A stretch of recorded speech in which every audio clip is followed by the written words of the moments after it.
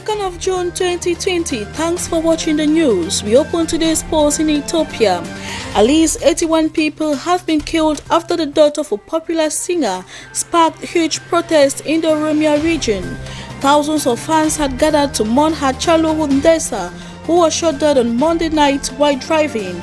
Police say 35 people, including a prominent politician, Jawar Mohammed, have been arrested. Police equally added they have arrested 2 people in connection with the killing. Many people were injured in Tuesday's protests and there was significant destruction to property, the Oromia regional government said. Many residents have expressed fear that his funeral taking place today in his hometown, Ambo, could lead to more violence.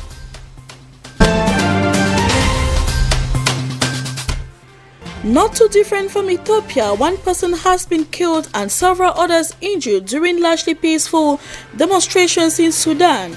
Tens of thousands of people took to the street demanding faster reform and greater civilian rule in the country's transition towards democracy. Waving Sudanese flags, demonstrators gathered in the capital Khartoum North after government closed roads and bridges leading to the center of the capital. Similar protests also took place in Kassala and in the restive Darfur region. An opposition coalition agreed to joint governance with the military in a 3-year transition towards free election, but key parts of the deal have not been implemented, such as appointing civilian state governors and establishing a parliament.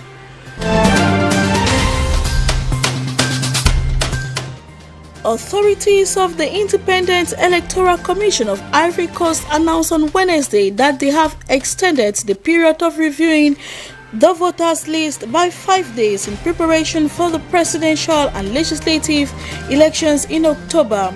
In a press release, the head of the CEI, Ibrahim Koulibaly Kouibe, found it appropriate to extend the process until July 5th at 12 noon.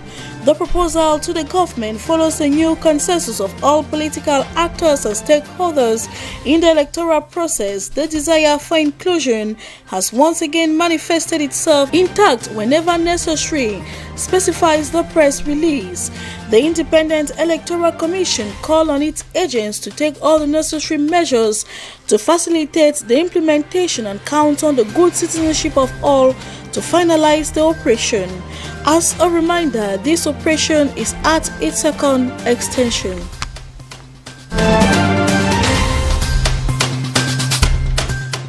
Out of the African continent, the European Union has reopened its borders to 14 countries after weeks of closure during the coronavirus pandemic.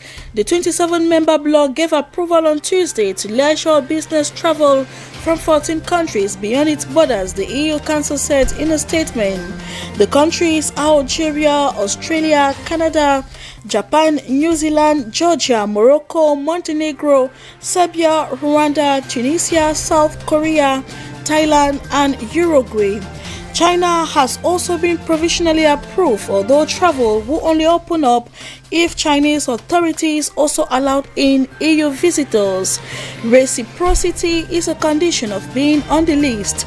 The United States, Russia, Brazil, and Turkey are among countries whose containment of the virus is considered worse than that of the EU average, and so will have to wait at least 2 weeks. The move is aimed at supporting the European Union travel industry and tourist destinations, particularly countries in Southern Europe hardest hit by the COVID-19 pandemic.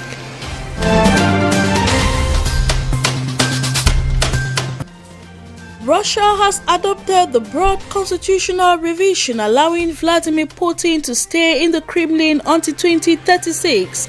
They have validated to 74.1% this block of amendment, which, in addition to the question of mandate of the chairman in office, also introduced its conservative principles in the constitution according to result.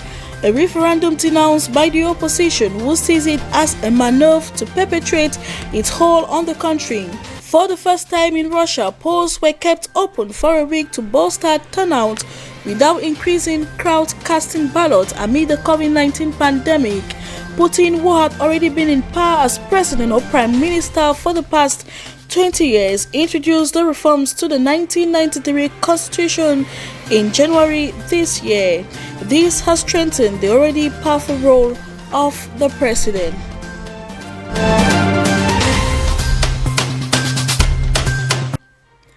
We end today's edition in Indonesia, where Jakarta began a new chapter in reducing plastic waste on Wednesday when a gubernatorial regulation banning single-use plastic bags in traditional markets, modern supermarkets and mini markets across Jakarta took effect.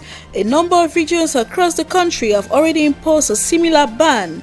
The Jakarta Environment Agency head in a statement said business players support this policy, but there are some who asked for it to be postponed. The policy, he added, is instrumental in reducing plastic waste disposal process, which may only have 1 year left before reaching its maximum capacity. The regulation serves as a legal basis for the use of eco-friendly bags in stores and markets. It carries punishment for shopping centers found violating the ban, which range from written warnings and fines to permit suspension and termination. Thanks for watching, and do so again if you can. Until we meet, do take care and stay safe.